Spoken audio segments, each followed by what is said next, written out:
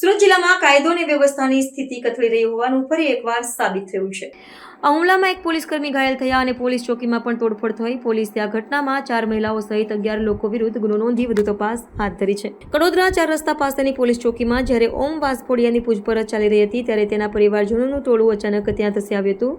આ ટોળામાં પ્રકાશ, વિજય, જયપ્રકાશ, જીગર, ભાવના, કંચનબેન, સાગર, વિકાસ, હેતલ, મીના અને અન્ય 8 થી 10 અજાણ્યા લોકો સામેલ હતા।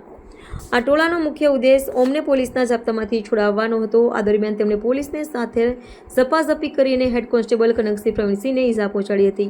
ટોળાએ પોલીસ ચોકી અને પીએસઆઈને કેબિનમાં પણ તોડફોડ કરી હતી। આ મામલામાં ઓમપ્રકાશ વાસફોડિયા, પ્રકાશ રમેશ વાસફોડિયા, વિજય રમેશ વાસફોડિયા, જયપ્રકાશ વાસફોડિયા, જીગર વિજય વાસફોડિયા, ભાવનાબેન રમેશ વાસફોડિયા, કંચનબેન વિજયભાઈ વાસફોડિયા, સાગર મોદી જેનું પૂરું નામ ખબર નથી, વિકાસ વાસફોડિયા જેનું પૂરું નામ ખબર નથી, હેતલ ઈશ્વર વાસફોડિયા અને મીનાદેશ વાસફોડિયા તમામ રહે અંત્રોલી ગામ, ભૂરીફળી, તાલુકો પલસાણા, જિલ્લો સુરતનો સમાવેશ થાય છે।